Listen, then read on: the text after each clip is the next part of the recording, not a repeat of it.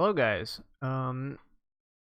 Welcome to You're Not Alone YouTube series document depression journey to overcome it. Um it's it's been a hot minute, I would have to say. A lot of things have changed. A lot of things have changed. And it's been almost a year or maybe more since I last posted a video. And I have a lot to say. So this might take a very long time kind of do. But I think I might be doing these videos again. Because even though um even though well, I'll get into why I stopped doing them for a time, but I feel like I need to express myself. Not good for me to bottle up feelings. And you know what? Honestly, the point of these videos and the point of the whole entire series in general was to never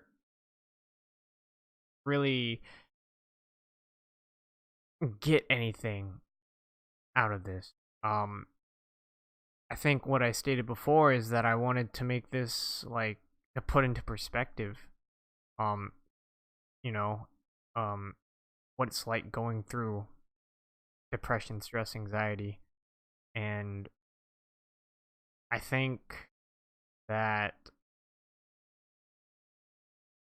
you when you don't know what's going on, um, and then suddenly something happens to like a friend or a family member, and you want to help, and but you don't know how to help.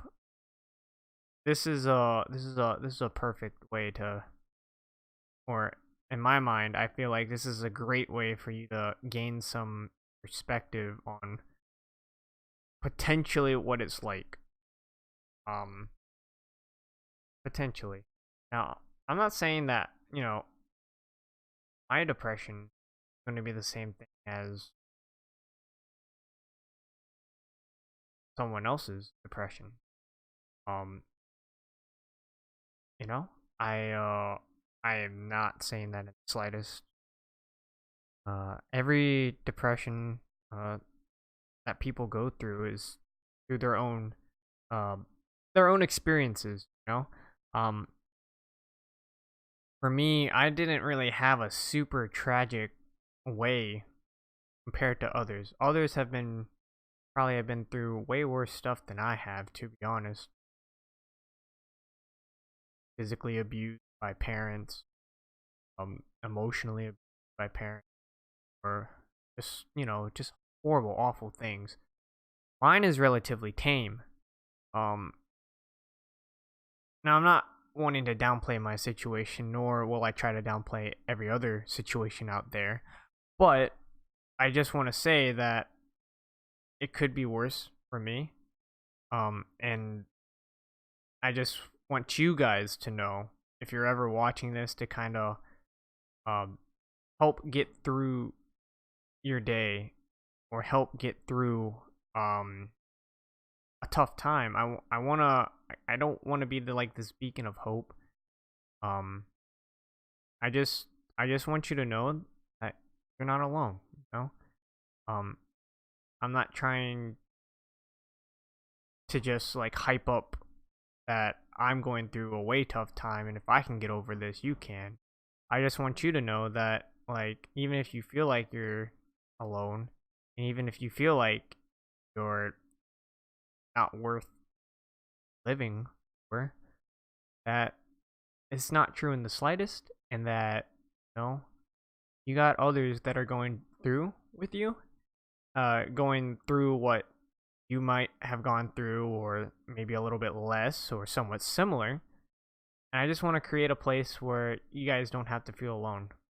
Um, I think that's the whole point of this video series. Um, but yeah, first video in over a year and a half, maybe more. Um, It's currently 8/27/2019 at about 7 p.m. Boy, have a lot of things changed. A lot of things. Um, I don't even know. I don't know what I like last went over, honestly. Um, but I think I want to be doing these videos, and I don't want to. I don't want to do them weekly or daily. I guess I want to try to do these like kind of sporadically. And I want to kind of explain that in a second, but over the course of me doing these videos, and I first started doing this series, I think the very first time I did it was when I went to a therapist oh so many years ago, about 2, 3 years ago, and he said that I had depression, and soon a lot of shit started to make sense. Why I was feeling sad, why I was, didn't want to do anything, why I hated a lot of people, why I wanted to isolate myself, why I was feeling the way that I was feeling, you know? And through therapy, my first therapy session in general, a lot of things started to unravel. But as I kept on doing these videos, and I think I was trying to do them like once a week or something, it got to the point where, with any YouTube contenter or maker, it got to the point where, like, it just felt like I was just trying to find something that was wrong. And while that's not good. Trying to, I guess what I'm trying to say is that I was trying to focus too much on the negative aspects of my life rather than focusing on the positive aspects of my life. And it slowly became this, not this journey of overcoming it, just kind of just like trying to be more general. And I stopped doing the videos because, one, I just didn't think it was really good for me mentally to constantly be in the state of thinking of negative things to say just to post a video for my massive YouTube audience. So I stopped. And there's a lot of things that happened. I don't even know where I left off. Honestly, I didn't watch. This is like sporadic. I just decided to do this, number one, but I want to do this now, like every once in a while. More like a vlog type deal, but I don't want to. Don't expect me to pump out videos of this stuff every week or every month. It'll be really random, Um, but I am starting this series back up again. Just so that you guys know. But yeah, let's see. Where did I leave off? I think let me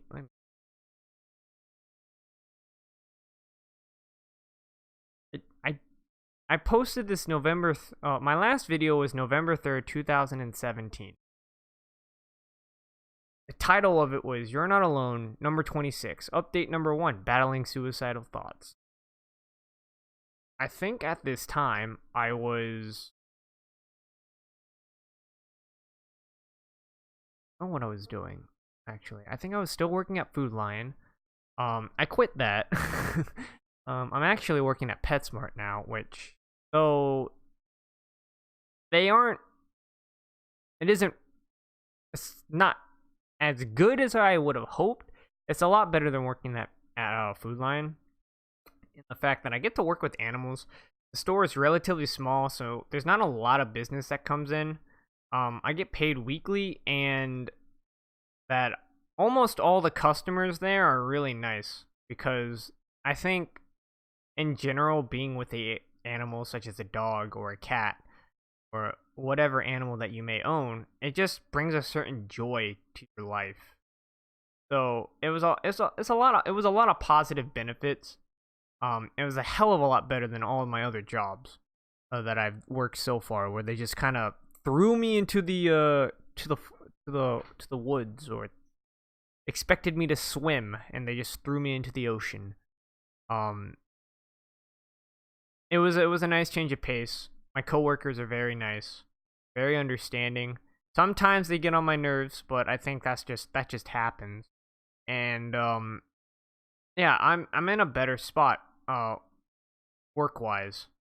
Um, I don't I don't know when, but I don't know if I covered it last video, but or in that last video, but I uh I went to a mental hospital, and my psychiatrist, who I no longer see anymore because I think he was doing more harm than good. Um I was really angry back then. I was really pissed off. I was really angry, emotionally unstable, and I was just saying things, man. I was, like, I wasn't saying it to, like, get attention. I'm not really an attention seeker. If anything, like, I want I don't want all this, like, all these people messaging me for attention, just because I have my own life to live, and I can't, like, micromanage every single person or trying to please every single person. But I was generally going through a very dark time, and I said some things where I felt alone, and because I wasn't going to school because I had to pay off my student debt from UNCC. I had just moved down to South Carolina, where I know no one, and basically had to leave my IRL friends, who basically were helping me a lot through the initial stages of my depression. Um, Being there for me, like, distracting me from, like, real life shit. I was basically alone in the darkness, and I think that, you know, it just got to me where I was just expected to find a job, kind of work, pay off that debt, continue making money, and just kind of figure out what I wanted to do with my life after that. And the goal was, I guess, was after I finish paying off that, I will know what I want to do with my life. That didn't work out. And as a result, I stated that I didn't want to live in this world, and that I just want the pain to go away.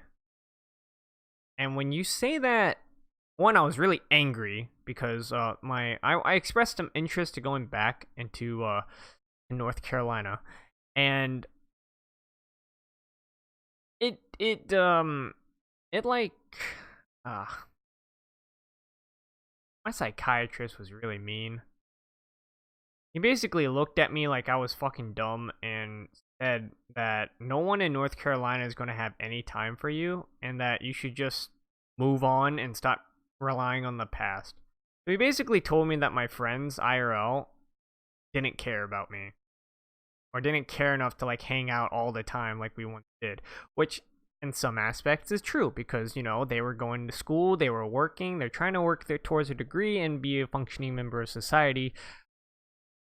But the way that he worded it seemed like they just didn't care about me. And I think that was the final straw of just everything. All that pressure from, like, having to work at a shitty job, having to do all these other things. And I think it just got to me, and I think that I just lashed out. And and please do not lash out in front of your doctor, your psychiatrist, or therapist. Or, like, when you're lashing out, don't, like, lash out at them, or don't express, like, the intent of, like, even if you didn't really mean it. You can't just go over there and just say, hey, I just hate everyone, I'm going to do such and such things to this. or I don't want to live anymore and I want to kill myself, or whatever,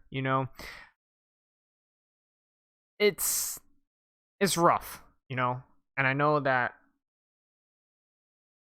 you, you, I know, I'm not saying that I know everything, right?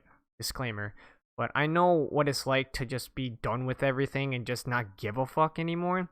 And that has some negative repercussions because some people don't know what's going on in your mind. They're not you. And I think that goes a long way for like life in general, that people don't know what you're going through unless you express it to them. They don't know you, right? They don't know who you are. They don't know like what's actually going into your mind, and sometimes you may not know what's going through your mind. You know, there's a lot of assumptions being made, but saying things like I said, saying I don't want to live in this world anymore and I want the pain to end.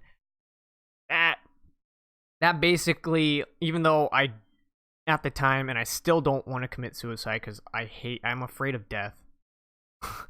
To be honest, otherwise, if I wasn't afraid of death and I just didn't care, I probably wouldn't be here, right? Um,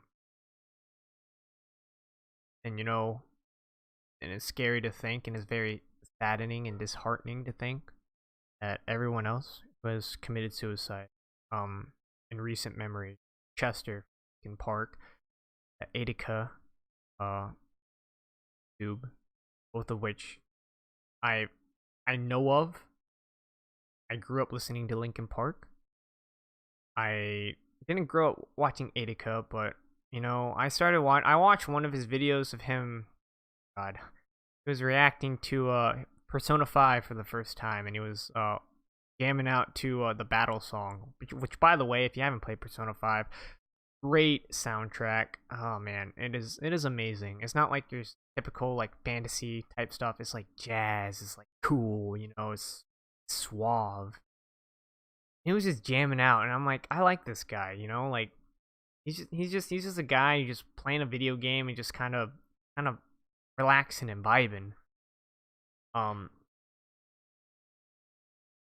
and when I heard that both of those guys committed suicide, not exactly at the same time, but just in general throughout the overcoming my stuff, I realized that I didn't think anything ill of them.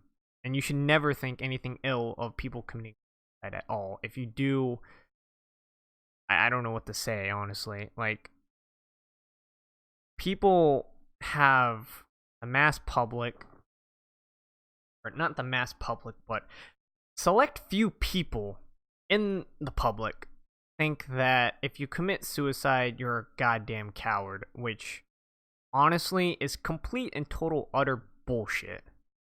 I'm gonna be like real with you.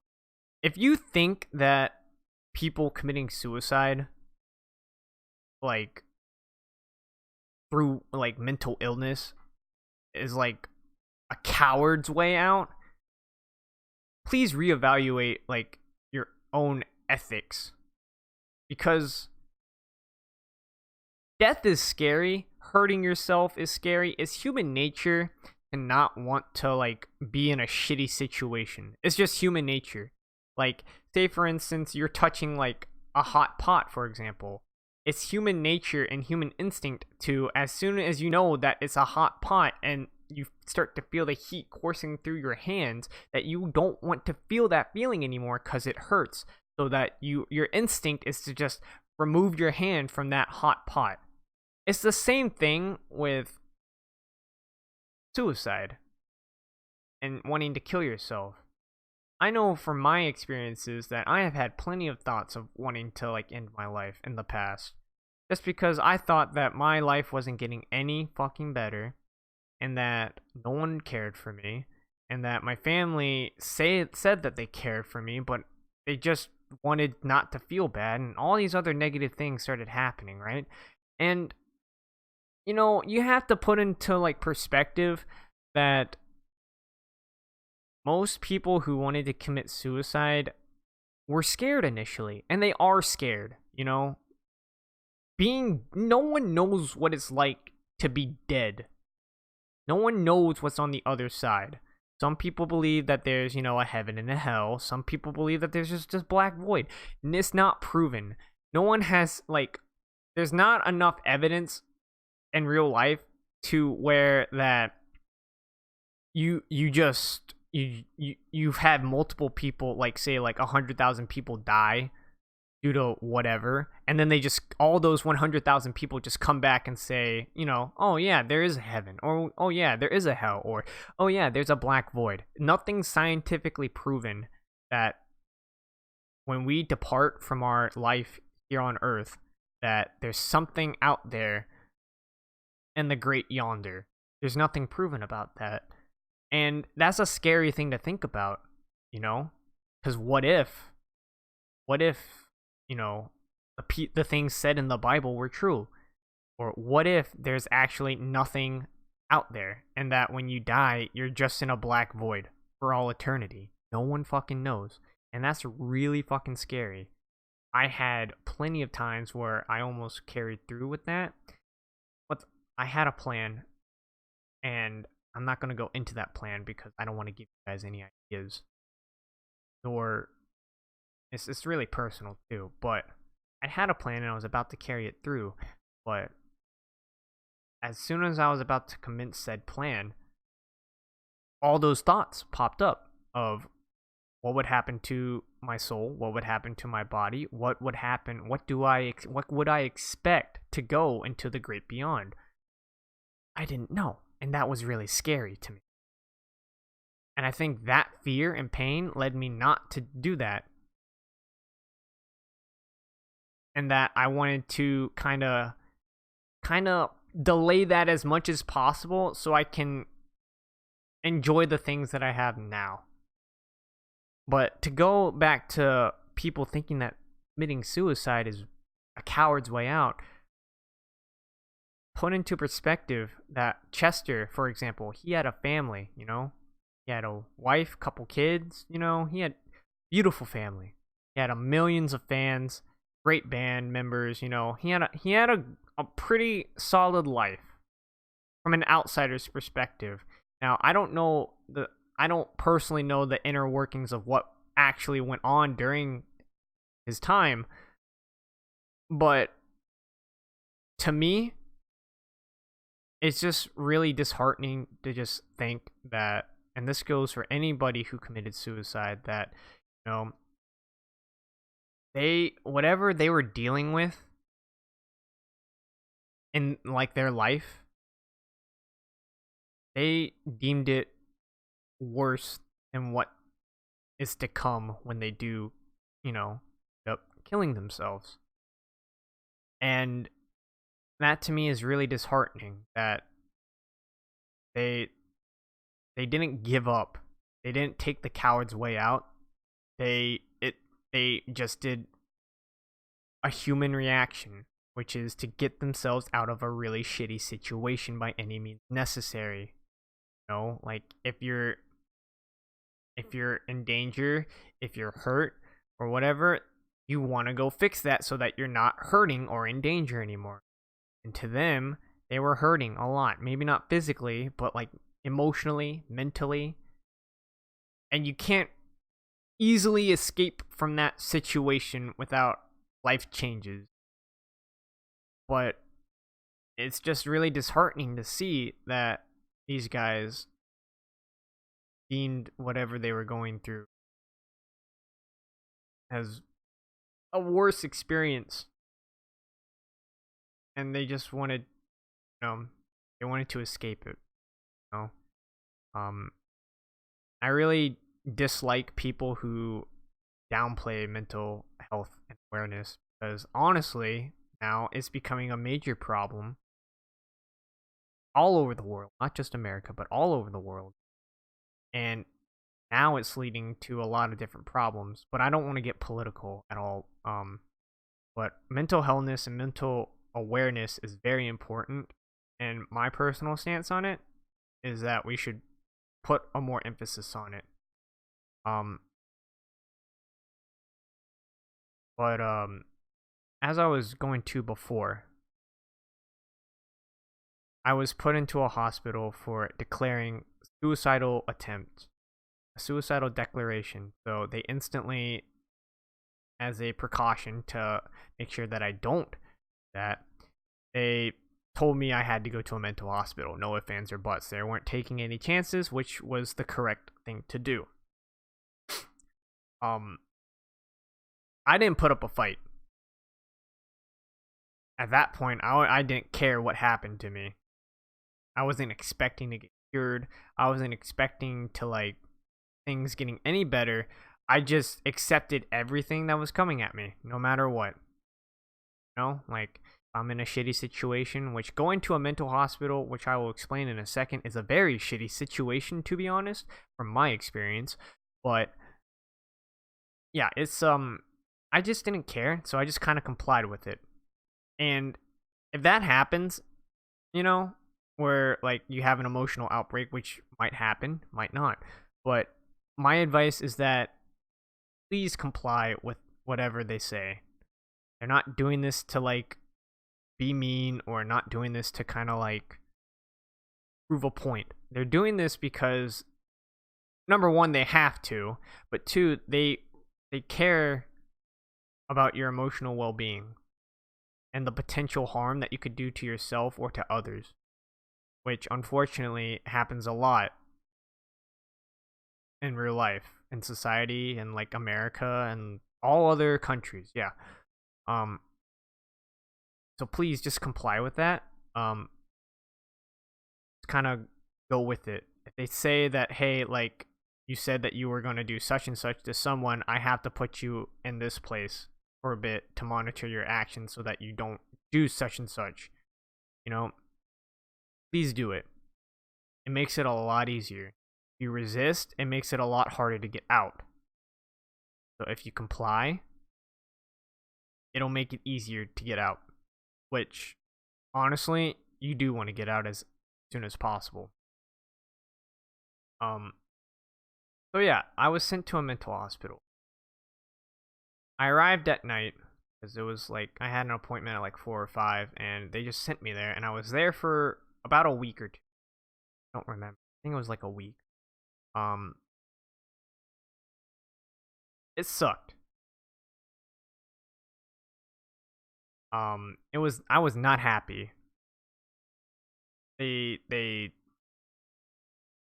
they stripped me of my technology, number 1, so I couldn't like play phone games and stuff, which really pissed me off and it still kind of pisses me off, but um I think the biggest thing that really irked me is that I don't it was I was scared. I was scared for my life. You know, they didn't there were a lot of people. I was since I was over 18, I was classified as an adult. So therefore, I had to go into the adult section, not the kids section. They had a kids section too. Um but I was put in the main hall with all the adults. And it was really scary. Um you learn a lot about people. Um and you know, I met some really nice people and unfortunately I don't talk to them even though I said that I would just because I not because I don't want to associate myself with them, but just relating that those people to where I met them at that hospital. I just want to forget about that hospital. It was really scary because you don't know what's going to happen. They don't at that hospital that I went to, I forget which one I went to, but I was paired up with people who had who dealt with substance abuse and depression and all that stuff. A lot of older people, but some younger like me. Um, it was scary because a lot of those substance abuse people would be locked up during the day in like their room to detoxify themselves. And when you detoxify, it's really painful, really uncomfortable, and it makes you really unstable to the point where you want to just you want to just be violent towards people. Um, at the time, I didn't know, but people come in at random times during the night. So the beds were very uncomfortable, number one. But I was sleeping, trying to get used to my current living situation, and I had a substance abuse person who came into my room late at night, and I didn't realize it until he started screaming during the middle of the night, and he didn't try to kill me or anything, but he was very vocal about hurting people. Not just me, but just everyone in the room, everyone in the building. He was very vocal about it, and so they had to isolate him, and that was a really riveting, shocking experience for me. And I was scared.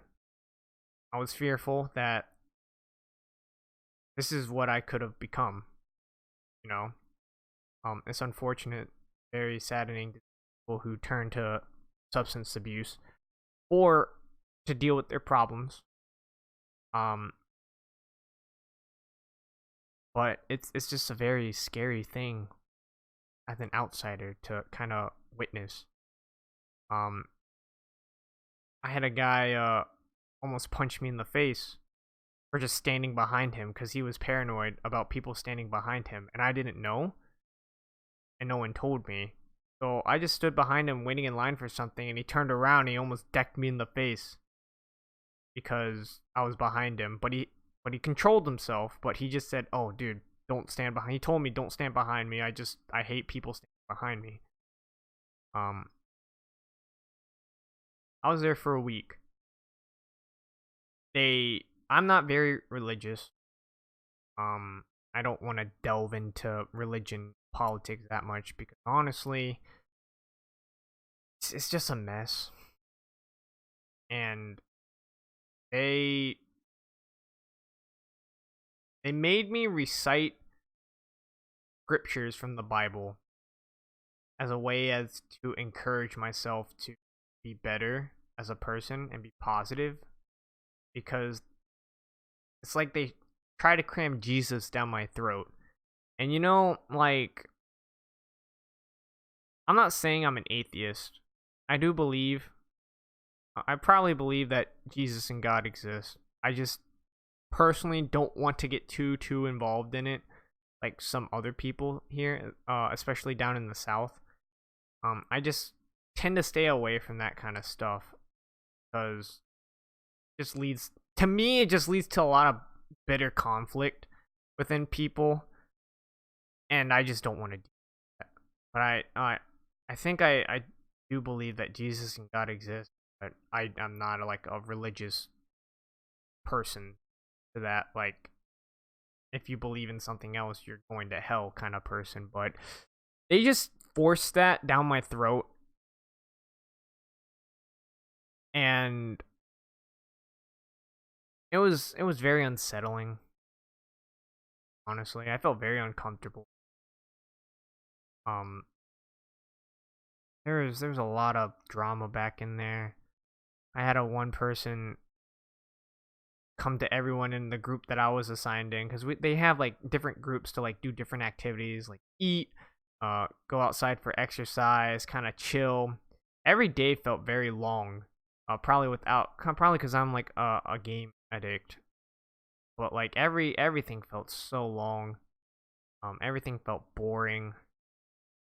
Felt I was in prison rather than therapy to kind of help me overcome my problems. Um, it just made me realize that like I didn't want to go back. I'm not saying that like I faked my recovery, but like I participated, showed effort to want to get better. Um, I do think that I was emotionally calm after that, just because like probably because I was scared shitless. But honestly though, like I think I think I was scared, and I didn't want to become someone like that, and I didn't want to go back into that hospital. Um, so I just decided to just not play along with it, but just participate, and it worked a little bit. And eventually, after the week, I was able to go free. Um, I switched psychiatrists right after. Um, or I began looking for a new psychiatrist, and it. I finally found one a couple years later, and I think during that time, I also wanted to quit Food Lion, so I quit Food Lion. Place was awful. People, my coworkers were nice. Managers were they were like other retail fast food places. They just kind of expect you to like drop everything and just do your job, like be a part of the team or the family or whatever. When basically they just need you to cover their mistakes, whether it be a scheduling issue, whether people call out. Um, I quit after like shortly after. Cause one, they scheduled me to work. During one, it was really depressing to me. Two, they scheduled me to work when I was during my hospital visit, or my mental hospital visit, and my mom told me that contacted them and they still scheduled me. And like, I got reprimanded a lot for that because they fucked up and they didn't want to own their mistakes, so they decided to reprimand me for it. And so I just said, you know what, I just don't want to work for Food Line anymore, so I quit. I was jobless, or I quit in like May. I gave him my 2 weeks. I didn't just quit. I always give my 2 weeks. But I gave my 2 weeks, and then I was just kind of doing nothing till August, where I worked at PetSmart, um, where I'm happily employed. I'm happy there, but I'm not gonna work there forever. Um, I think during that time, I in the process of finding a new therapist. A lot of people didn't mesh well with me. Not saying that like they're not bad, they're not good. It's just that it just didn't work out for me. So I just decided to like keep on searching, keep on fighting. I got into a lot of different games. I played FGO, played Dota. I went into Grand Blue Fantasy around this time. I don't want to remember Grand Blue Fantasy. Um, Grand Blue Fantasy, for those who don't know, it's a browser mobile game developed by Cygames in Japan, of course. But it's a very grind intensive game. You're always grinding. You're always trying to get better equipment, better weapons, better characters, better materials. It's just a grind fest. And they have it in such a way where like they get their gotchas. It's a gotcha game, so you get to, what that means is that you roll for characters, just like loot boxes. Roll for like certain items, certain games. Um, but um, but it's I didn't I enjoyed it for a little bit just because it gave me something to do. I started losing the passion for it probably like late last year, early this year, and that's when I quit. Grand Blue Fantasy, nothing. It's a lot of bad memories rather than good. I'm gonna be honest. Um, community is very most of the community is very elitist, in which everyone's just trying to outdo the other, and if you recommend something, you're just kind of like, dude, why the fuck did you think about that kind of shit? Like, stop being fucking dumb. Very negative environment. My crew that I was in wasn't much better. The people that I've met, they're really cool people, I would say, but when it came to the game, I just, yeah, ugh. Oh. Um, I wish all my former crewmates well. I wish that they achieve what they want to do, and if they want to keep on playing Grand Blue, which some of them do, more power to them. But me personally, I couldn't take it anymore, and there are a lot of factors that went into that. One, I didn't want to grind. Two, the elitist community. Three, drama. Here's where the drama began. I was in a crew to a streamer named Final Sights, and he's the one who got me into Grand Blue, and he kind of mentored me, and I joined his crew, started being active and all that. I started really enjoying the game because of his advice. And then I wanted to take it seriously, which was a mistake to begin with. You shouldn't be taking gacha games or any game really seriously unless you're actually like close to like professional level, like in Dota or League of Legends. Something I had to learn the hard way, but I'll get into that in a little bit. But I took it seriously, and I wanted our crew to achieve greater heights, because Grand Blue gave me purpose at the time. It gave me life. I was no longer really feeling depressed. I was preoccupied. I didn't have to spend a shit ton of money trying to get new characters because their gacha system was better. So I gave up FGO because I deemed FGO as a negative influence towards me, and that in turn changed my community. If you don't know, and I don't know if I explained this already, but I do stream on Twitch. I don't stream to Emiya Dota or just Emiya anymore. I changed my name to Raze, RAZE301. I'll get into that too, but there's a lot of stuff I need to get into actually, because I have a lot of shit to cover. I think I switched my community because I was really big in FGO, and I switched to Grand Blue, and then I became really big in Grand Blue, and then I stopped playing Grand Blue, and I wanted to focus on Dota, and then that just killed my Twitch channel. Honestly, I switched to Dota, and then basically I had no community. Dota is a game where not a lot of people watch it,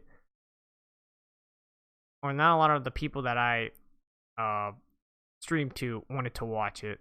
So a lot of people unfollowed me. They left my Discord and stuff like that, and that got to me too.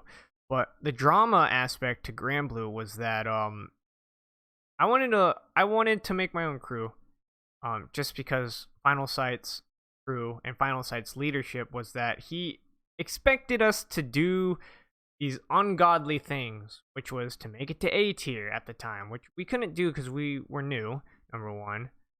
Two, always be available to grind. In Grand Blue, you have these events called Guild Wars, in which Guild Wars is something that every Grand Blue crew grinds towards. It's like a PvE PvP kind of deal, in which two crews are pitted against each other, but they don't actually fight each other. It's basically who outgrinds one crew, who can outgrind the other. And when you're a US player, your ping's going to be different. So compared to like a Japanese player who has like non-existent ping to the Japanese servers, so they can basically, there's a thing which a lot of people do once you get to a higher level in Grand Blue, is that you just attack and refresh, just so that like you can get more points faster. when you attack and then you refresh, it basically skips all the attacks animations, and you basically like you're able to do more damage, therefore get more points, and therefore also might get more loot. Opens up a lot of grinding space. A lot of players do that. I didn't personally because I didn't care too much, and a lot of people did that.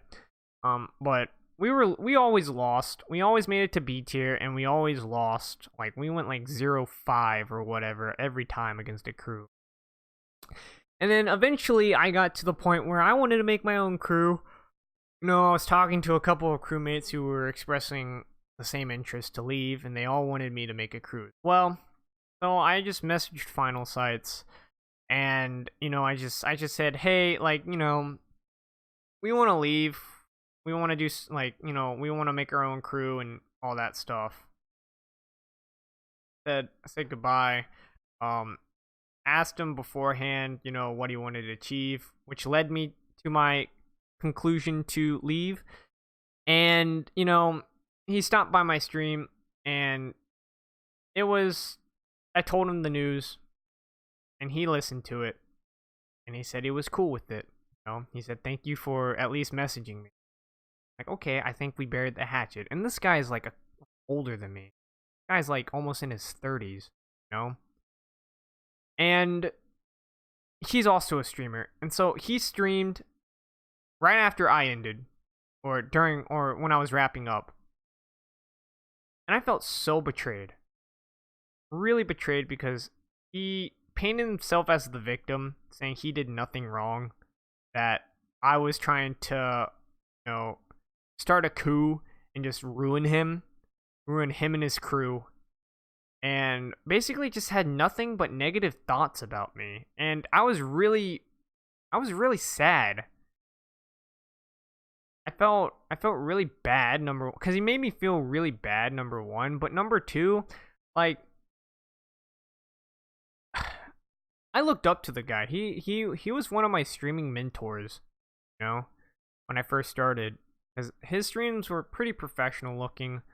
So I took a lot of tips and from just watching him stream and asking him questions, and when you're a nobody in a community and you start streaming in like a game or something, because he used to stream FGO before he just went to Grand Blue Fantasy. He was playing both, but then he just decided to switch to Grand Blue like always.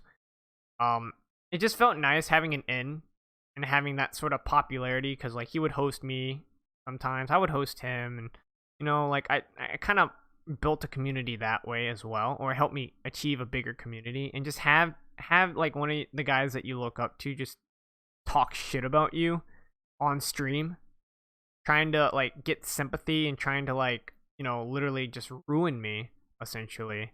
It caused a lot of drama, and it just made me feel like a sack of shit. And that was probably when things got really worse.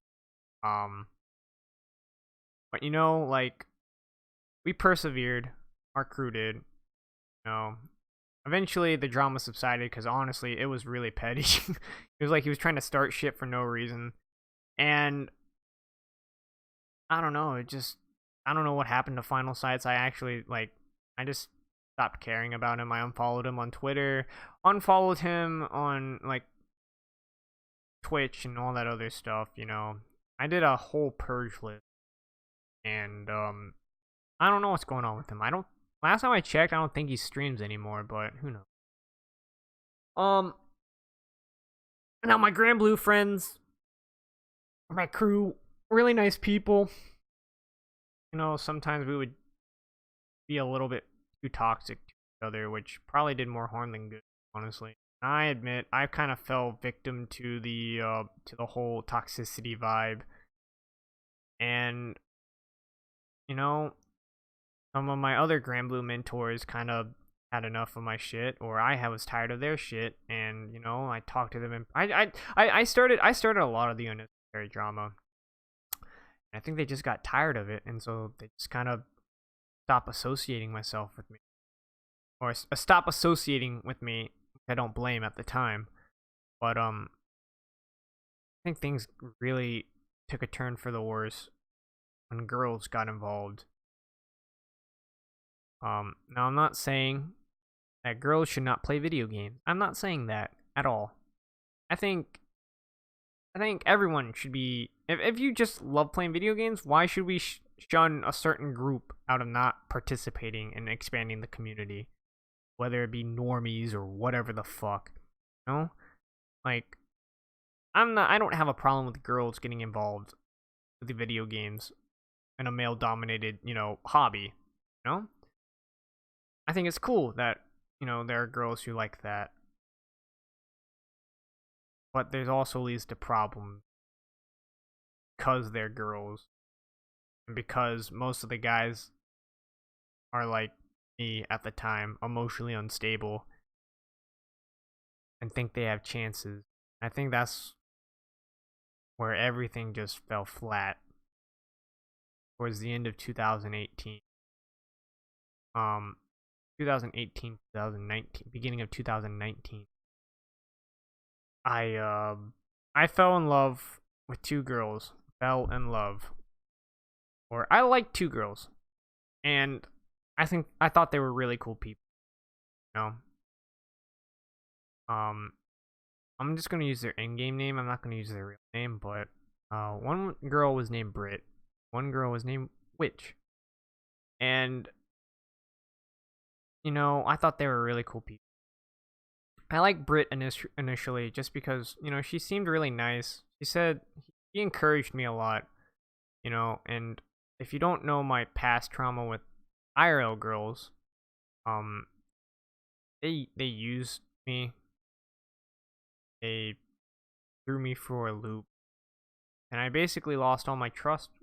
But I didn't. I don't think I was an incel. At least I hope I wasn't an incel. I wasn't, vengeful of the whole women, like, female gender, saying that they have forsaken me, they should give me stuff because I'm a nice guy. Like, I get it that I'm not supposed to be everyone's type. I was just fearful of girls, and especially the last girl, who was very immature at the time. I don't know what she's doing now, and frankly, I don't care what she's doing now because my new philosophy, 2019 heading into 2020, is just to focus on myself. But I just gave up on women. I gave up trying to find a girlfriend. I gave up trying to associate myself trying to do those kinds of things because in the end, it just made me really insecure about a lot of things. Just made me like overthink like I just say, "Hey, how's it going?" And then I just like 5 seconds later when they don't respond, I'll be like, "Oh my god, like was I coming off too strong when I was just saying hi?"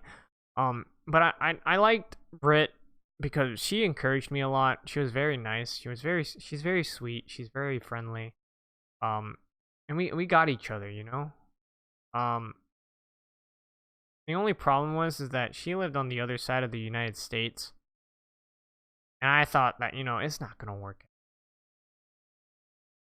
That and the fact that she also has her own set of problems. And I think that it would have been toxic to the point where just having that negative energy of trying to like make sure like just trying to like say that, hey, you're not a piece of shit, like you're a good person, and then having that person say, no, and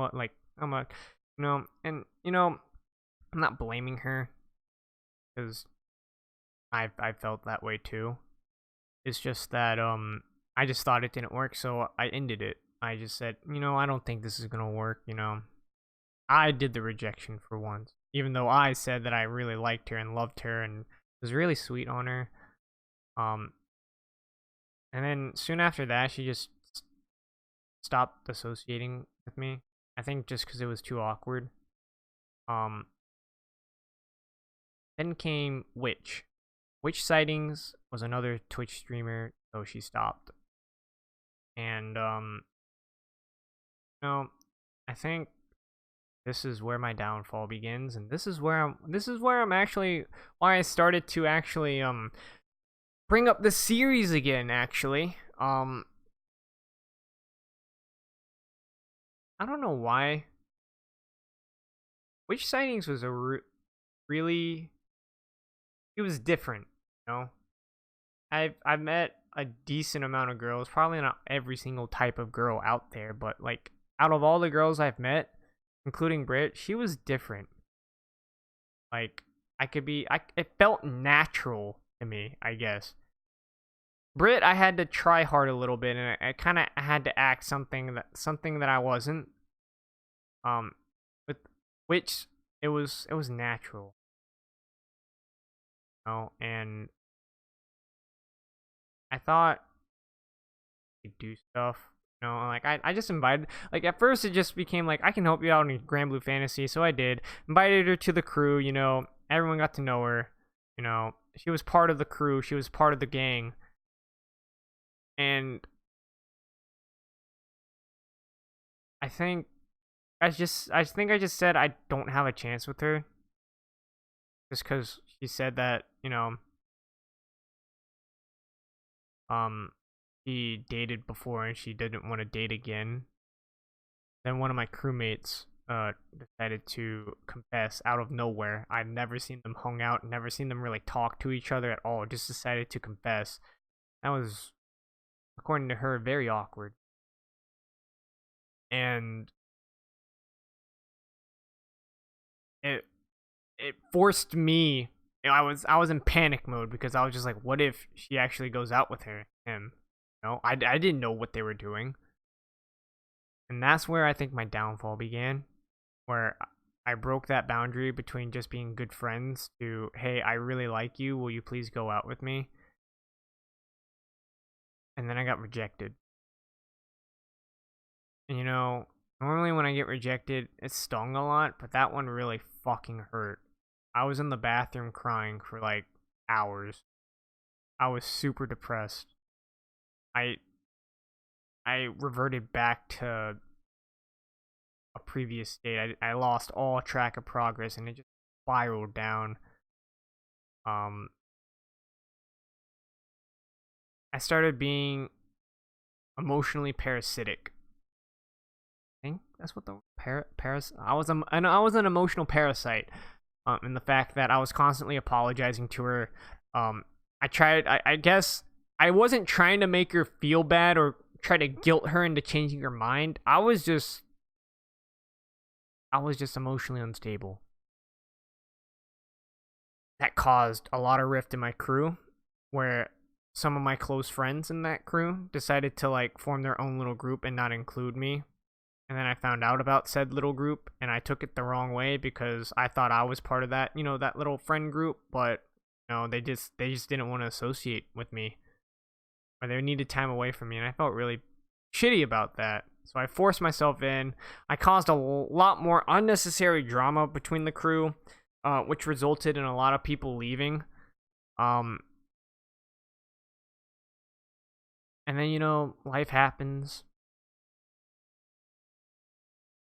Which sightings left? Told me she had stuff to do, or IRL stuff to do. Grand Blue wasn't going to be. I understood that. My good friends left the crew, and then I didn't talk to them for a very long time. And I still don't kind of talk to them. I mean, I recently came into contact with one of them. Um, it just hurt me a lot. And it still hurts me a lot to think that, like, you know, I thought we were good enough online friends to, like, you know, kind of support each other and stuff. But at the end of the day, you know, from what I've learned, and as shitty as it sounds, you gotta take care of yourself, man. Um, you gotta focus on you. And my mentality going into 2020 is to just, you know, do that. Focus on myself. If people are being, you know, are bringing me down, or something's bringing me down, I will take a break from it, or I'll try not to associate myself with them anymore. And you know, it is really, it seems like a shitty thing to do, but at the same time, like, you can't spend your entire life worrying over others. You have to focus on you. if you can't focus on yourself, then you're not going to be able to help anyone else. Um, so that's what they did. They they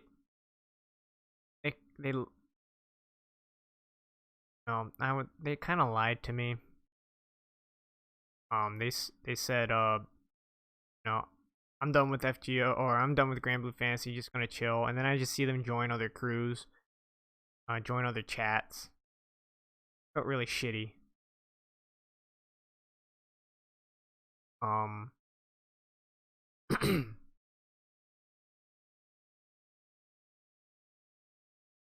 which sightings hurt me a lot.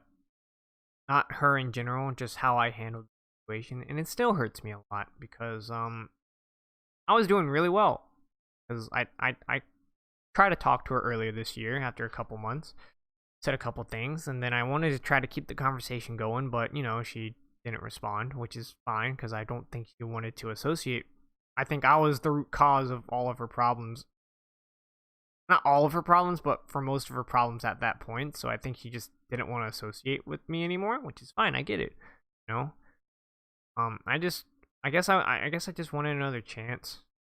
I kind of just prove to her that I'm getting better. I'm getting help. Um. Yeah, I did the same thing today. And I last time I talked to her before today was February, and I said the same thing 6 months later. Hey, how are you doing? And the reason why is because I had a little stalker moment kind of deal. Well, not really stalker moment, but just I accidentally stumbled upon her Instagram page. She doesn't do Twitter. She's deleted Twitter. She doesn't do Facebook. I stumbled upon her Instagram page, and I'm like, oh, this is actually, whoa, this is witch sightings. Like, oh shit, I haven't seen her in a while. And she seemed to be doing fine. And then her most recent post said that she was struggling a lot, the most that she's ever been. And I think something inside me just kind of like wanted to help, but not necessarily gain anything from it. I didn't expect like, oh, I'll help, and then she'll have a better opinion of me, and then we'll go out. She lived up north and in the East Coast, and like like I never had that intention. I was actually really debating. I think that's why I've been feeling shitty recently. I didn't know what I wanted to say something, but like I didn't want to like intrude, and I didn't want to bring it up because it's like bringing up old wounds. In the end, I just decided to do it. I saw her online playing some game because we have each other added on Steam, and I just saw her.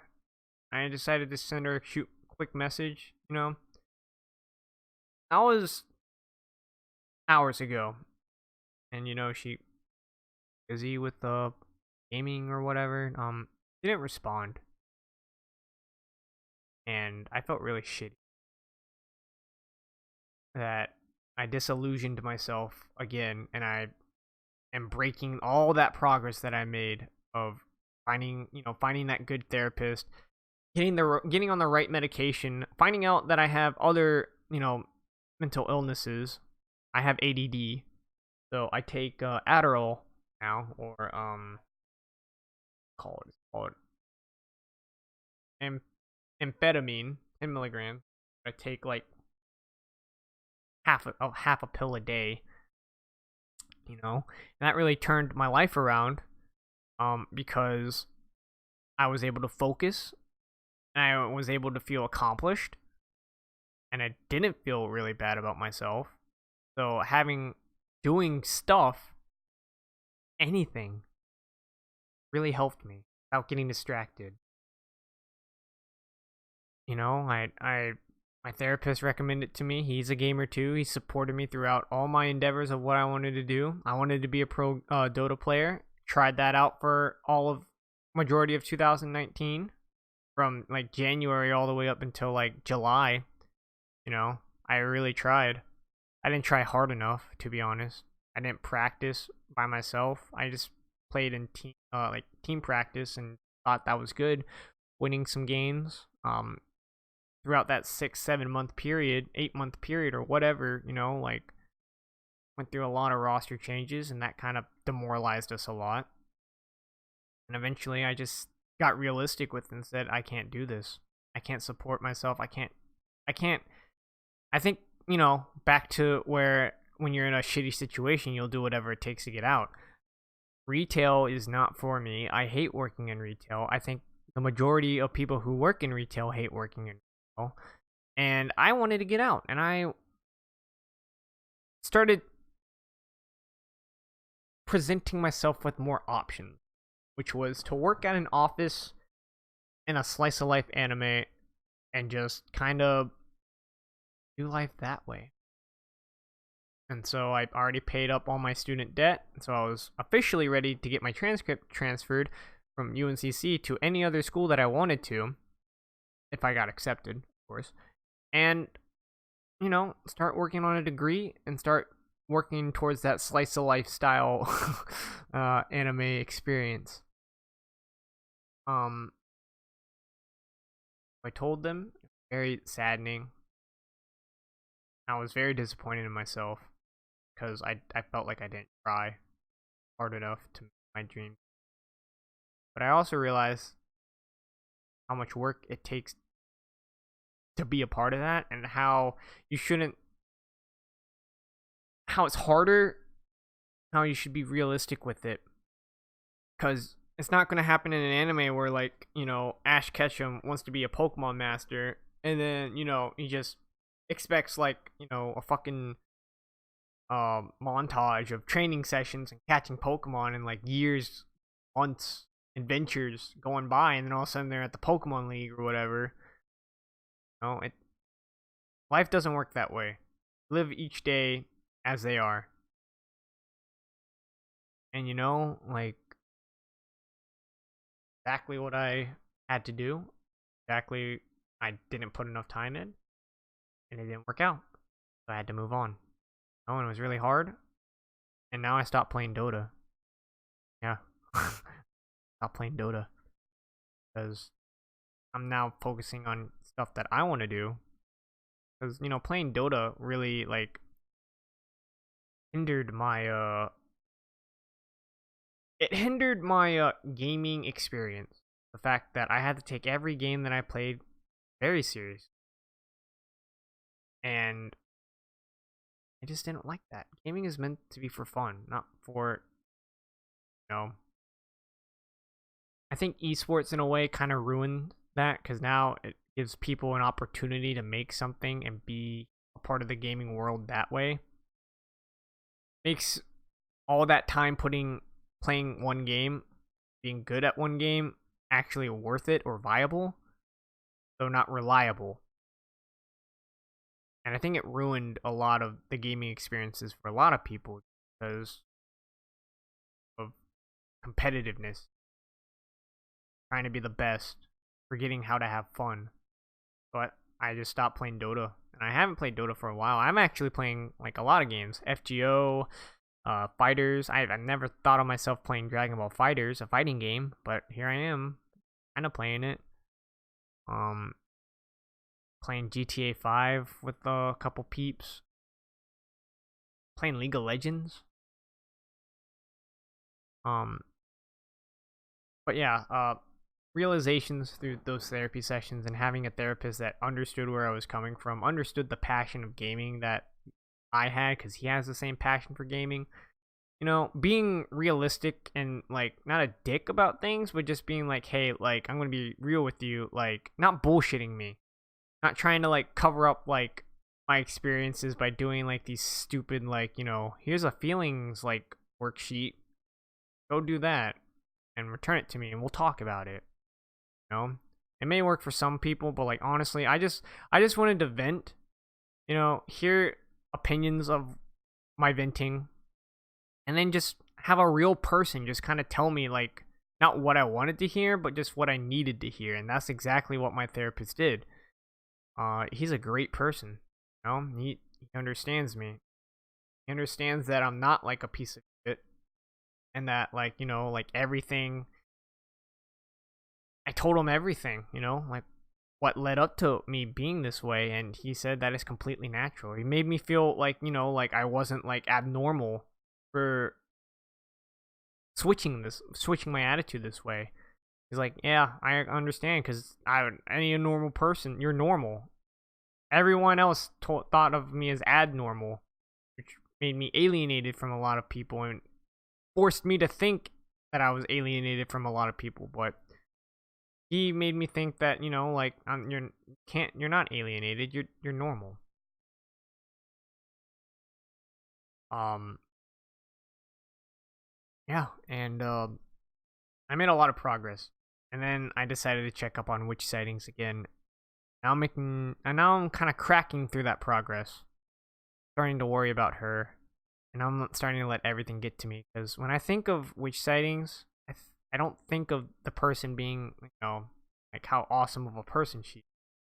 I think of all the bad things that I did, fucking up the relationship.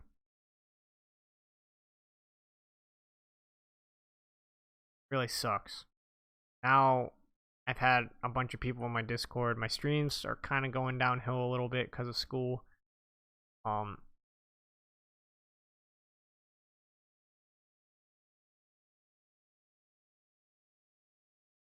um, but, some of my friends,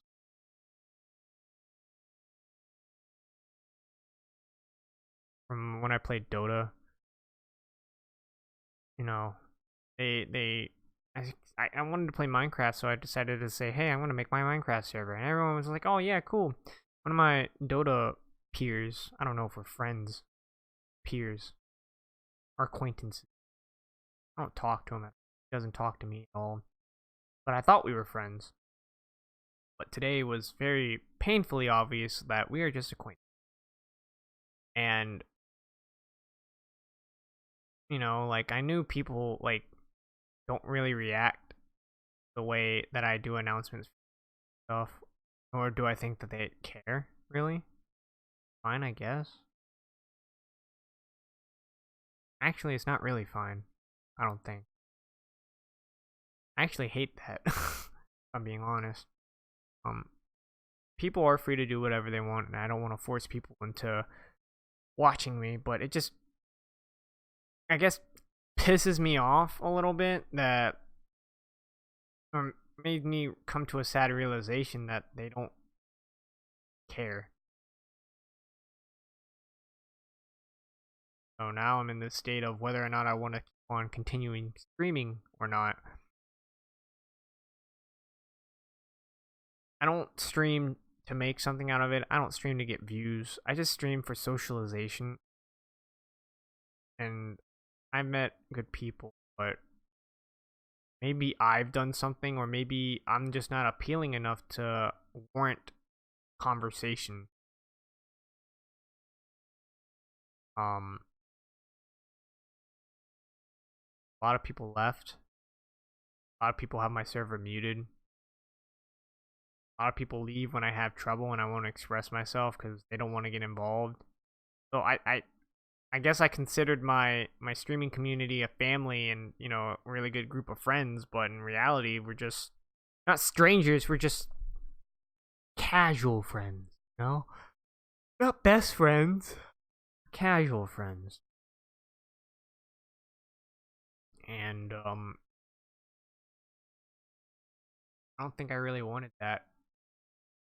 I wanted to accomplish that going into streaming. I think I wanted to accomplish, building a community, making online friends outside of Dota and IRL, and just having a grand time, just hanging out. But I guess I don't have a good personality for that, which sucks. Because my Dota acquaintance finally messaged, like, chatted with me in my Discord, and I was making a joke because he said that, like, I'm just responding to just lurking at the announcements that you don't make in your announcements tab. And I just made a joke saying, like, wait a minute, you had the announcement tab muted, and then he just was very blunt with me. He wasn't joking around or anything. Yeah, I didn't join the server to support you streaming because I don't care about you streaming. No offense. And I took that really hard, considering I thought we were kind of friends, even though we don't talk to each other. But to hear those words being said by one of my friends, you know, that like I don't care about you streaming. That's not why I joined this Discord. I joined just because this is another place where I can potentially play Dota. Like I don't know. I just felt off, so I just kind of played it cool a little bit. I said say I said um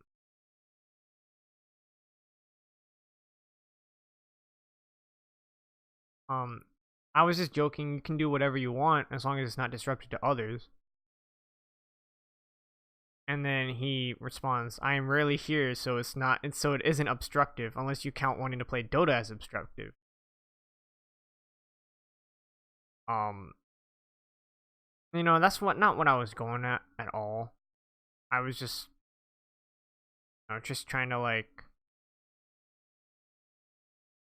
I don't think he understood that I was like kind of being silly, because like I know that a lot of people in my server probably don't read my messages nor participate in my Discord. So I have like over 100 plus people. I see a lot of the people in my server, like on other people's servers, being more active, but in this one, mine, not so much. I understand that, and I respect that. But just him being so blunt to me, that realization that like a lot of the people in my server probably don't care about what I do. It's there to They were just there, just in the spur of the moment kind of deal. Um, and now this made me a lot more paranoid, and now I'm cracking through my I'm cracking through my progress. This is why I'm starting this series up again. Um, because honestly, I really don't feel like talking to my Discord, my community about this. I just I just need to vent. I want to vent and just kind of say what's been going on. You know, I've been ignoring this side of my community. I consider you guys part of my community. I feel like I let you guys down. I see a lot of comments about my old previous videos about like medicine use, like Lexapro and stuff, and I see some comments of people saying positive things about me or for me, and I should have responded. I should have thank you. I should have acknowledged that. Um, and so to you guys, I humbly apologize because honestly, I stopped caring about YouTube that much. But I would like to come back. Um, I do. So I think I'm gonna do. But yeah, I've been. I don't know. It just hurt. And now I'm just kind of just wondering what I need to do. What I want. What do I want to do? I now have to go through this tedious process of evaluating what do I want to get out of streaming. And I already counted a lot of stuff out. I counted me wanting to be a full-time streamer as a profession. I counted me out, being a partner. Because honestly, I'm not near that level, nor do I want to grind towards that level and just make everything not fun again. I just wanted to do this to have fun. Um, just to have people might follow me and donate to me and join my Discord and participate in the activities to kind of like support me in that way. But having heard that, having people say that I rather watch I don't support you. I don't care about you streaming. No offense. No offense, but I don't really care for you streaming. I just know you because, you were hosted by this one guy, or I just know you because, we played a game together with a couple of my friends. We have a mutual friend, or, it's just a harsh reality, harsh realization. I just feel like I don't offer anything. And that gets really down when, you just try to hang out, try to talk. A lot of people are doing their own thing, or probably have you in the background. A lot of your friends that, a lot of your online friends or mods that say that, like you're helping them through their tough time and they appreciate you streaming, know, find other streams. Stop coming to yours because you found a better community to kind of match their or whatever. That's just really hurt. One of my mods modded another popular FGO streamer's Twitch stream called Lutz TV. Very cool guy. I have nothing but the utmost respect for him. Um, I I was when I first started streaming FGO, I think I was a little bit bigger than he was because he worked at odd he streamed at odd hours. Um, and he wasn't that well established. The FGO community is very niche. But I gave up on FGO and I moved elsewhere, did other things, but he stuck with it, put in a lot of hard work. He updated his entire stream, and now he's one of the most successful people in the FGO streaming community, Twitch. Um, I have nothing but the utmost respect for him, and he's a good guy. He's way more entertaining than me. Put in the time and effort to grind. Um, just sad to see some of my mods and some of my viewers, or my regular viewers, kind of just associate themselves more with other streams. Yes. Um, I think some of the people who actually like, I think the only person who never really missed a stream, um, so far, I started.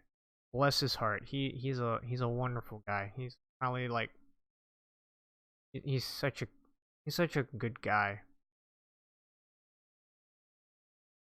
He doesn't talk that much. He's always there. He always says hello, and he just kind of chills. And it just sucks that he lives on the other side of the world. But his name is he used to go by Godardi, but now he goes by Yuduzen, or Uduzen. He's a real Devil May Cry fan. Real big Devil May Cry fan. He has always been there for still always there for me. Like never once thought ill of me. He never want like he had plenty of opportunities to just leave and go somewhere else. But constantly, having him say, because I'm a big believer of actions speak louder than words. Because you can say a lot of shit, like me saying, "Oh, I'm gonna be a pro Dota player," but if you don't actually work towards being a pro Dota player, then you're not gonna be a pro Dota player. But he would always say that this is the only stream that I go to. This is the only stream that really matters to me. Oh, like this is the stream that I like will make time for, and just him like there all the time, So it feels good, man. That's kind of the reason why I haven't given up on streaming entirely, because there are people like that for him. I have another person who recently joined my community named Artorias, who is the exact same way almost.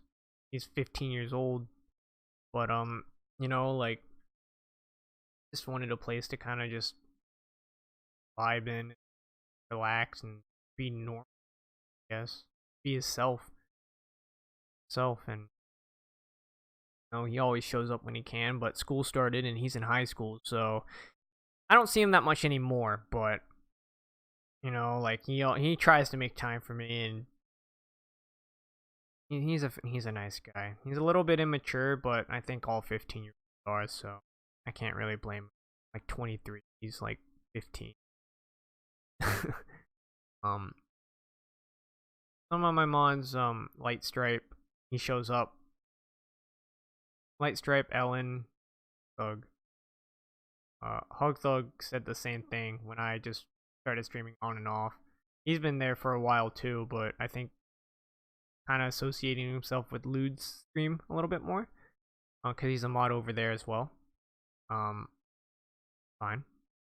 I'm not, like I said, I'm not trying to keep people captive, nor am I trying to make feel bad for not missing coming to my stream. But it just like I'm not gonna be like disillusion myself like and not say that it doesn't fucking hurt.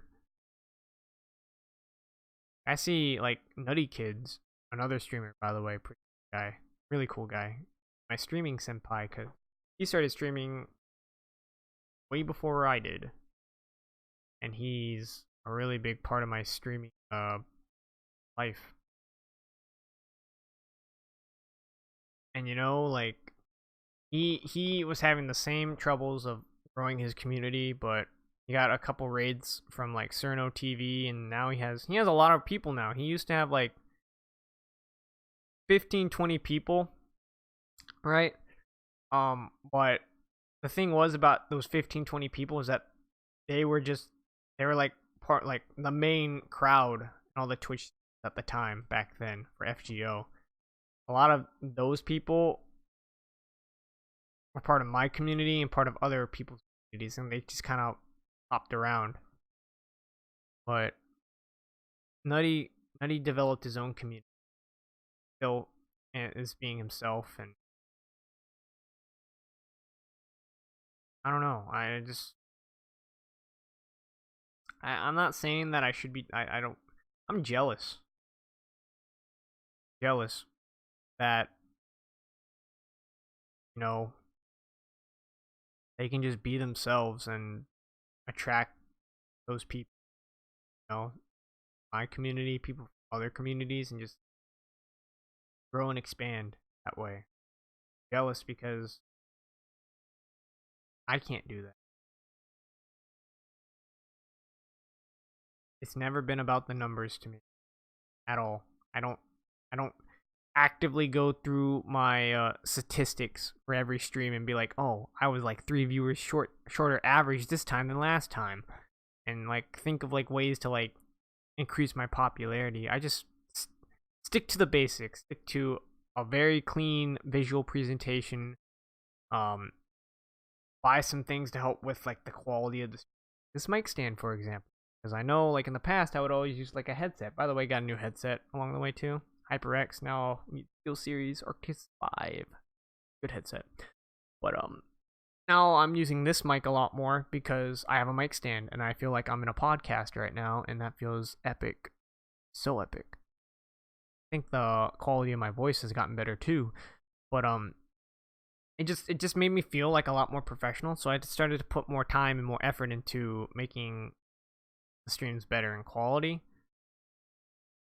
But having seeing having capturing a lot of people, because you know things life happens. I'm not expecting people to like drop everything and just like be there for the entire stream and all that. But having see like my regular crowd of people slowly dwindle, and now they're associating themselves with other streams, or I capture their eye for like maybe 5 minutes, and then they go somewhere else. Really saddening to see, I guess. Um, but like I said, life happens. So I don't know. I just feel like I just feel bad now. I feel sad. If I'm being honest, I don't feel good. I feel good, and I don't know whether I should continue or not. If I do stream, maybe just keep it Discord stream, like like in my server, so that like a couple people who actually want to watch me can watch me. Something, I don't know. It just feels bad that I'm not. I used to fit the mold for a lot of people, but then I don't fit at the same time now.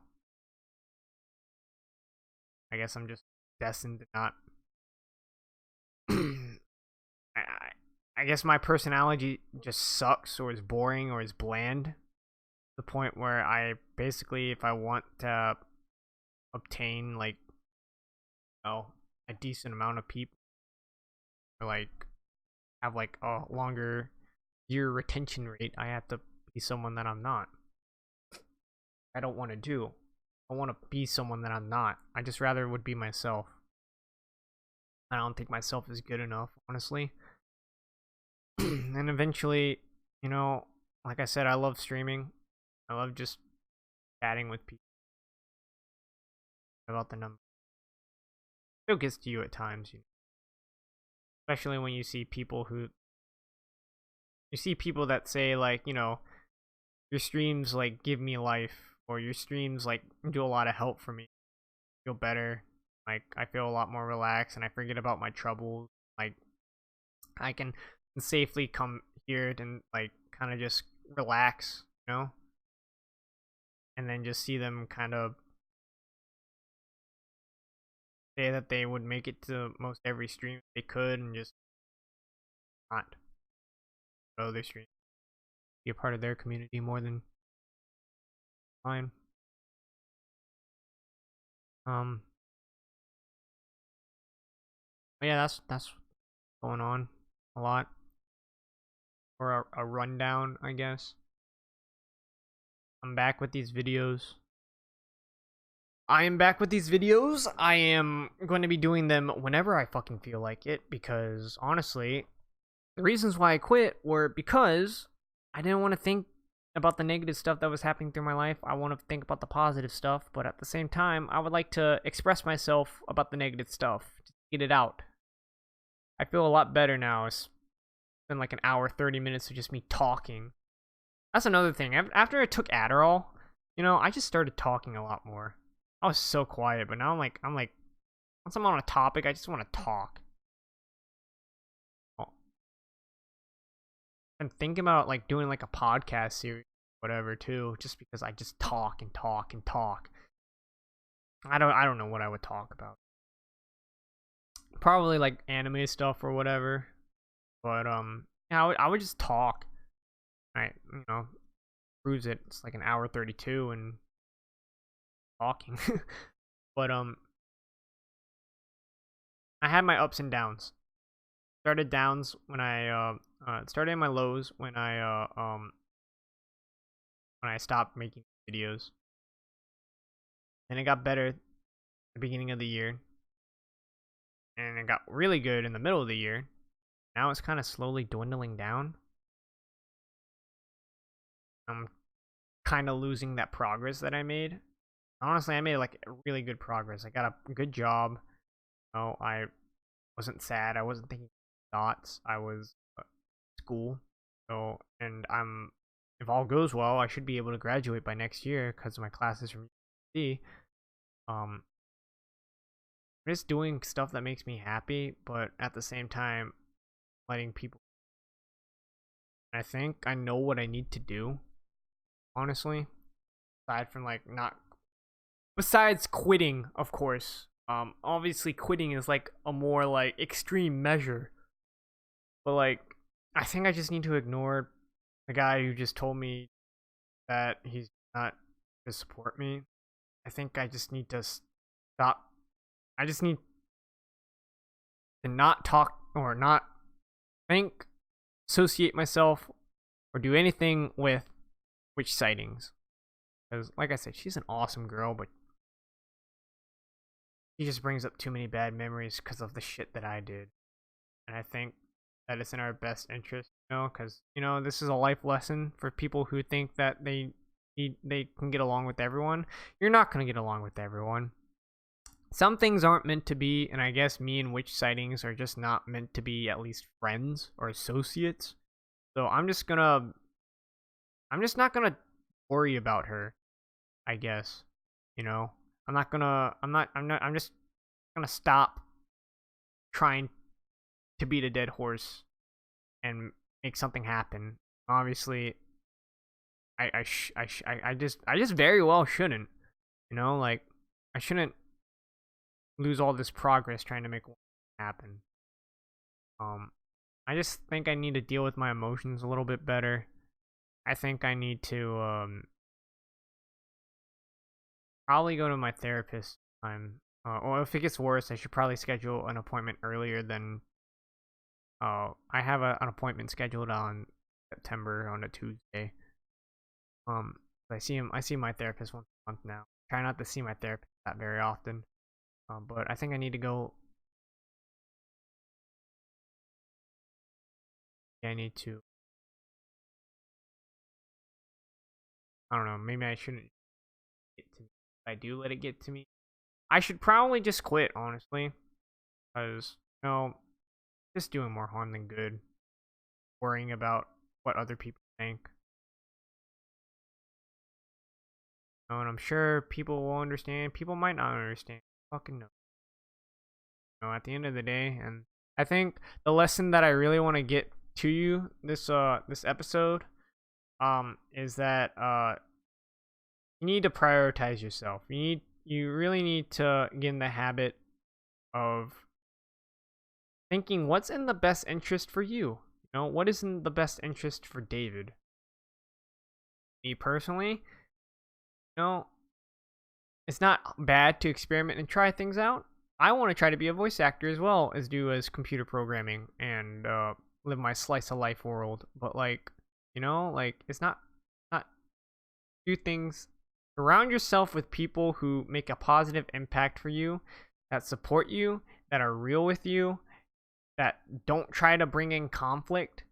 Ignore all the people that are trying to bring that negative energy, or disassociate yourself with them, even if they are best friends. If they're being super negative just in general, like not, don't ignore them if they need help, but like if you say you're playing a game, and then they just say like why are you playing this game? Like if I played League of Legends and I with my and it was known that I played League of Legends with my IRL friends, they probably would have said something like, dude, you play fucking League now? You're fucking like whatever. Every time I express like something about an anime, I always get called out for being myself, and honestly, I just one, it got annoying, so I just stopped caring, and two, I did something about it and I muted the server, and I just don't talk in that server anymore. My IRL server with my IRL friends. So I just kind of, it hurts, feel kind of shitty, but at the same time, you gotta focus on you, man. You gotta focus on you. So I guess prioritize yourself. Do what makes you happy. Don't expect people to help you. You got or let me rephrase. Don't expect people to hold your hand through this journey. That is a really big misconception that you pretty much place that burden of, of getting better, being happier, on other people. And that's a no-no, because you're doing more harm than good when you do it that way. Um, you you can't rely on certain things. Like you can't rely on the medicine 100% changing you. You can't rely on therapy 100% helping you. Like at the end of the day, you have to help yourself. If you want to see any improvement, you have to help yourself. You have to put in the time. You gotta want it. And I know that sounds really harsh, but that's the truth. Because I was like that. I was expecting therapy and the medicine to just work in and then just do it. And then when I saw that the medicine stopped working for me, I stopped taking it, because I said, "Hey, this is shitty. I don't want to do this anymore." So yeah, you gotta help yourself. You gotta put in the time to help yourself. And like, not saying that you need to like go exercise every day, but like doing something. You don't feel like doing anything, like getting out of bed and like making up your bed or making breakfast, or like doing something kind of productive. Even if it's just making a bowl of cereal. That's good. Cuz that's you didn't make a bowl of cereal yesterday, so you're making it today. That's good. That's progress. Um Gotta help yourself. Do things that make you happy. Prioritize yourself. Surround yourself with people that give you a positive influence on your life. Um and as always, don't don't throw your emotional problems. I know this sounds really bad, like, or me, whatever, but like burden. I know a lot of people, and I'm one of those people in the past that would always burden people with my emotional troubles. I would always like I talk to this guy, one guy sometimes about about like just he would always message me saying hello, and like I don't really talk to him anymore because or I try not to talk to him anymore. Not because he's a shitty person, but because like he just brings me like just makes me feel bad. Like he asks me how I'm doing, and I tell him how I'm doing, and then like I ask him how he's doing, and he always just has a problem. You know, I don't really want to sound like that kind of person, but at the same time, like can't. That's exactly what I did with other people in my Grand Blues fantasy community, and that's what happened. People just stopped associating with me, and it made me realize that like I shouldn't have been forcing my problems on other people when I should have been, I should have been working on trying to fix them rather than just like saying it to other people and expecting them to fix it for me. You know, sometimes, and it's okay to vent. It's okay to express yourself. You shouldn't feel like you shouldn't feel bad for expressing yourself at all. But you got to know that, not everyone wants to talk about that particular issue or set of issues or different issues all the time. Like, because, you got to keep in mind that they have their own lives. They can't drop your friends, they can't drop everything for you. They can't drop everything that they're doing. Try to help you. You got to help yourself. Um, so help yourself, please. Find help. Scary at first. That first step is always scary, but once you take that first step, it's a lot easier. You know, there's always a light at the end of the tunnel, no matter how hard or no matter how bleak, how dark, how bad it may seem. There is always a light at the end of the tunnel, and once you get a glimpse of that light, that gives you hope. That gives you motivation, or it should give you motivation to kind of push through to get better because you know it exists. I know that this advice doesn't go for everyone, um, but that's just my pointers. Um, as always, you have a good one. Hope, hope this helps a little bit.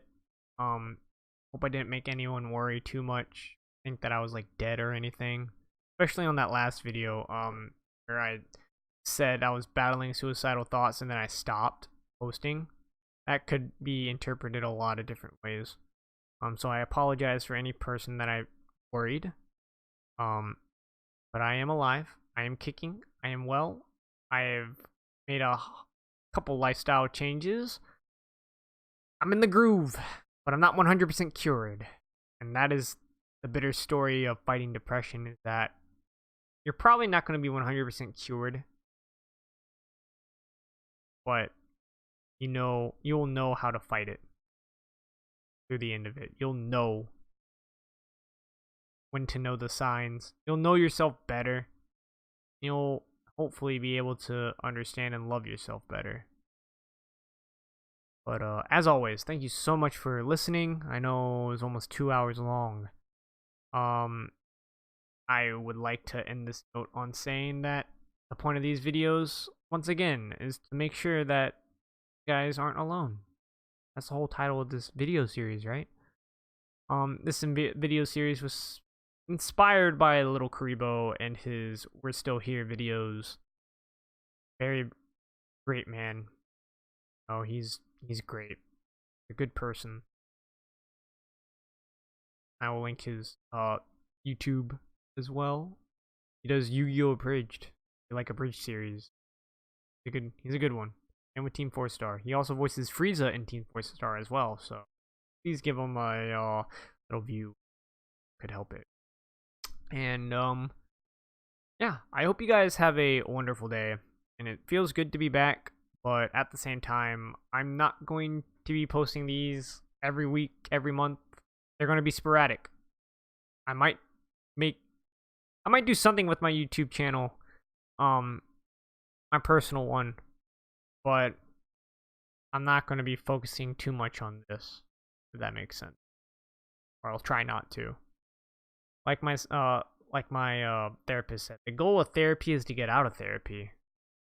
So the goal of this series is to hopefully not have to post another video like this again.